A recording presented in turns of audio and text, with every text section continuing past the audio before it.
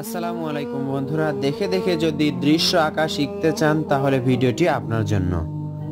আমি আশা করছি আপনি পেন্সিল দিয়ে এইভাবে একটি সহজ দাগ আঁকতে পারবেন। এটা আঁকার পর দেখুন পেন্সিল দিয়ে এখান থেকে এত দূর পর্যন্ত এবং এখান থেকে এত দূর পর্যন্ত দুইটা দাগ ত্রিভুজের ন্যায় দিতে পারবেন। এরপর কি করতে পারবেন, এখান থেকে সোজা দিয়ে এইভাবে অবশ্যই আপনি সহজেই দিতে পারবেন। দেখুন অলরেডি ঘরের চালা হয়ে গেছে। এরপর কি করব, এখান থেকে এটা ডাবল করে দিব, এটা মেলায়ে দিব। এখন কি করব, নিচের দিকে একটি সোজা দাগ নিয়ে আসব, এখান থেকে আরেকটি সোজা দাগ নিয়ে এসে তিনটা দাগ আমরা নিয়ে আসব এবং এটার সাথে এটা মেলায়ে দিব।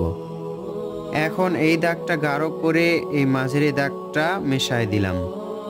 চাইলে আপনি ঘরের এই নিচে এইভাবেও সহজেই ডাবল দাগ আঁকতে পারবেন। দেখুন ঠিক এইভাবে।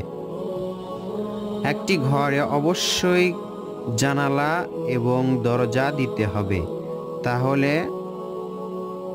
সুন্দর হবে। দরজা জানালা ছাড়া কিন্তু ঘরই হয় না। এভাবে ঘর আঁকার পর আমরা কি করব, এখান থেকে একটা ভি আঁকবো। দেখুন ইংরেজি অক্ষর ভি।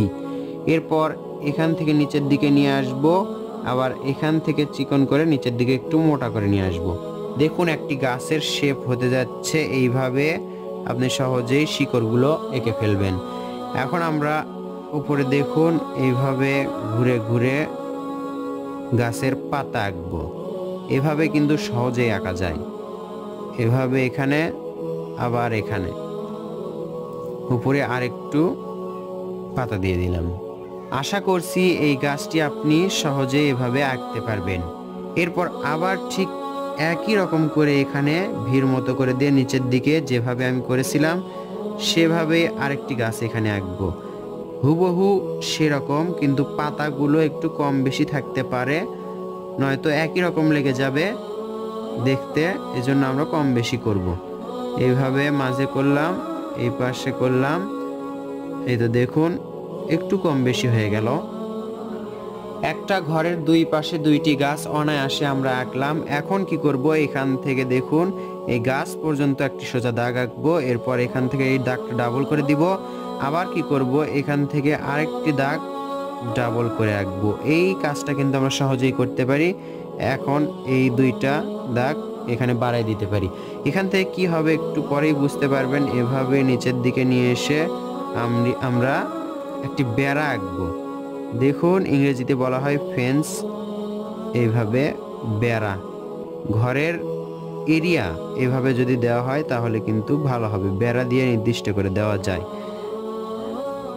এইভাবে এখানেও দাগ আঁকবো।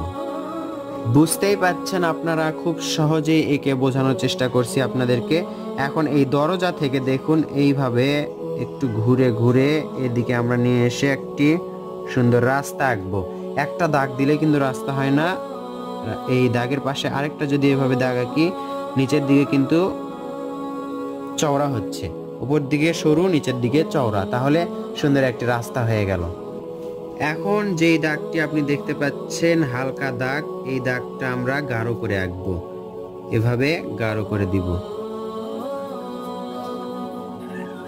গাঢ় করার পর এইভাবে দেখতে পাচ্ছেন দূরের গাছগুলো, দূরের গ্রামের গাছগুলো আমরা এভাবে ছোট বড় করে দিব। এইভাবে এখান থেকে এইভাবে, এইগুলো কিন্তু সহজেই ছোট বাচ্চারাও আঁকতে পারবে বা যে কেউ এভাবে আঁকতে পারবে, কোনো সমস্যা নেই।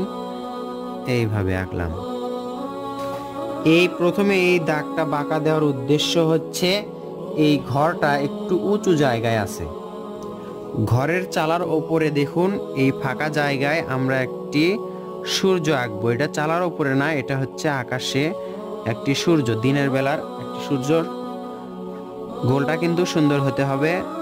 এইভাবে ছোট একটা বড়, একটা ছোট একটা বড়, বাচ্চারা এভাবে সহজে আঁকতে পারবে। যদি সমস্যা হয় তাহলে অবশ্যই এই আর্ট পেপারটা ঘুরে ঘুরে সোজা দিকে করে নিয়ে আঁকতে পারে। দেখতে পাচ্ছেন অল্প সময়ের মধ্যে, মাত্র 4 মিনিট 40 সেকেন্ডের মধ্যে কত সুন্দর একটি দৃশ্য আঁকলাম।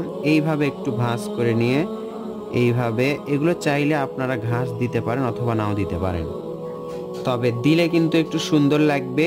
এগুলো কিন্তু খুব কঠিন কিছু না, বা এই দৃশ্য আঁকাতে আপনাদের কঠিন কিছু মনে হবে না এইটুকু আঁকতে। এখন এই পাশে একটু ফাঁকা দেখতে পাচ্ছি, এইভাবে দাগ দিয়ে আমরা এইভাবে সুন্দর ছোট ঘাস আঁকতে পারি, তাহলে সুন্দর লাগবে। একটু ভাঁজ করে দিলাম কারণ এই জায়গাটা একটু উঁচু। তো বন্ধুরা, হয়ে গেল অল্প সময়ের মধ্যে সুন্দর একটি দৃশ্যটি যদি আঁকা ভালো লেগে থাকে তাহলে অবশ্যই লাইক করবেন, শেয়ার করবেন অন্যান্য বন্ধুদের মাঝে। দেখা হবে ইনশাআল্লাহ নতুন ভিডিওতে। আসসালামু আলাইকুম।